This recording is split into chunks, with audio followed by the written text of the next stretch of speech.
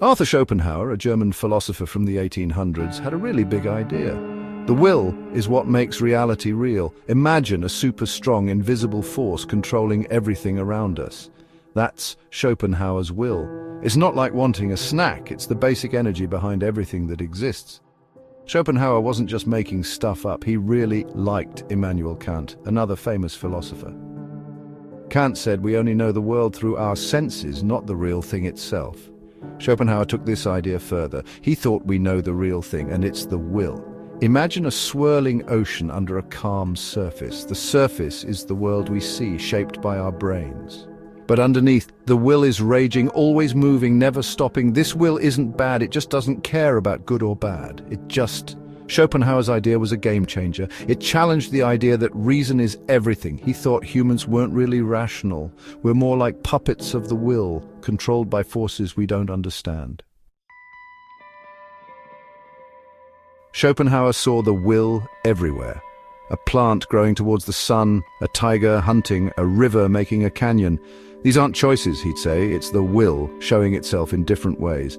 Even the laws of physics, he thought, were part of this invisible force. What about us? We think we're special, but Schopenhauer said we're just another place for the will to show up.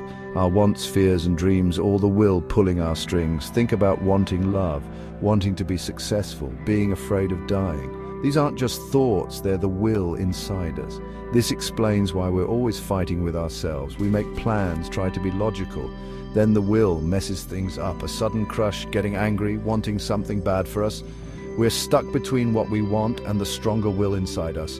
This doesn't mean we're robots. We have choices, but they're small. Imagine a river flowing down. It can take different paths, but it can't go uphill. We're stuck in the will's current, even when we try to control our lives. If the will is everything, what about happiness? Bad news, Schopenhauer thought life is always full of suffering. This isn't just being sad, it's part of his idea. The will is always wanting, always reaching, but being happy doesn't last. You work hard for a promotion, you get it, you're happy for a bit. Then you want something else, something more. This is the never-ending cycle. Wanting something makes an empty space we try to fill. We chase things, hoping they'll make us happy, but even when we get them, the happiness goes away and we want something new.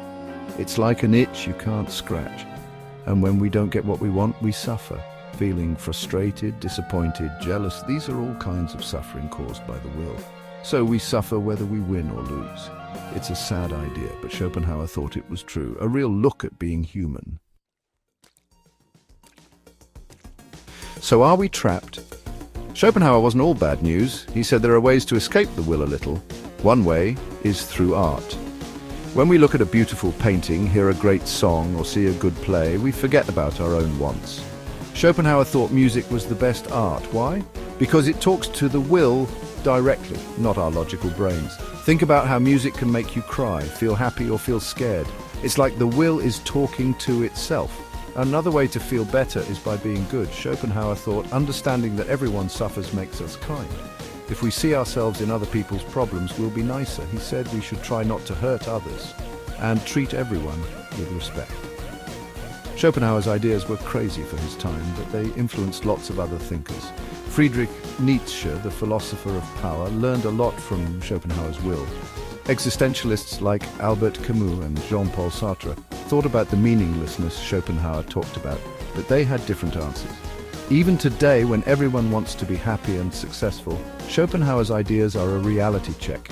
He reminds us that suffering is part of life, and real peace comes from understanding ourselves, not chasing what we want. It's a hard idea, but it still makes sense to people looking for meaning in a world focused on surface stuff.